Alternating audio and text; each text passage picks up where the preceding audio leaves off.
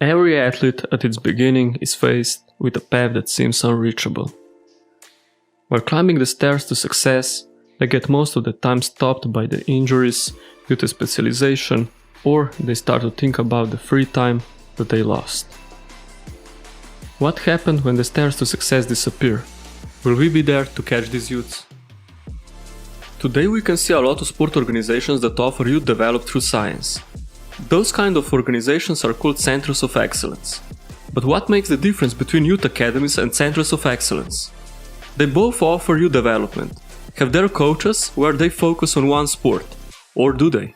Well, the definition of youth academies could be described as attachment system exclusively to one club, where this club signs multiple players at a very young age and teach them sports skills, for example football skills, which are required to play at that club's level and style of football.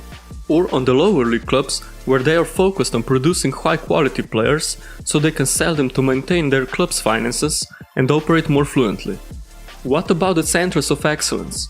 Usually in sport, the Center of Excellence is alternative to youth academies, but in English football, it has a distinct meaning and is licensed and regulated by the Football Association and the Football League. How could we interpret the Centers of Excellence?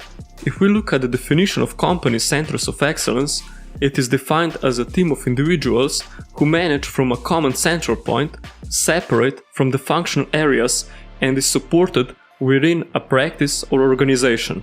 They are also striving to lead the way in exploring and adopting new technology tools, techniques, or practices. In sport, this kind of excellence would be interpreted as a specialization unit that specializes athletes. Well, in theory, are those kind of teams included in big clubs and their youth academies, but in sport they commonly work separately from the clubs. Many centers of excellence offer their knowledge and have highly specialized staff leading and researching sport groups so they can develop youth in the age between 5 and 11 years. Many of you will think, why should we specialize our kids so soon? If we would look at the definition for companies, it would have more negative impact than positive.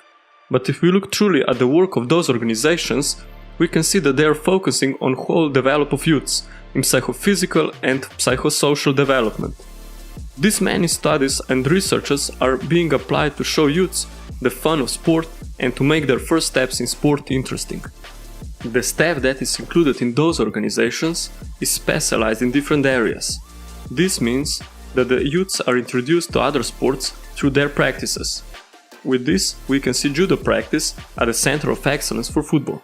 Now let us return to the beginning. What is the difference between youth academies and Centers of Excellence? It's the timing. Timing when youths should start to specialize. Considering this, the correct timeline would be: first comes Centers of Excellence, which acquaints youths with many sports inside one main sport, and this lasts until their 11th or 12th birthday. Then youth academies would slowly upgrade and transition to the specialization, where there should be step-by-step familiarization with the sport. In other words, youth academy clubs and Centers of Excellence should not see each other as rivalries, but especially clubs could see Centers of Excellence as their base of potentially sport-diverse athletes, which could be a crucial key to their youth development strategy in today's dynamic of sport. I'm going mainstream. Mainstream. Flow like water, so I'm going mainstream.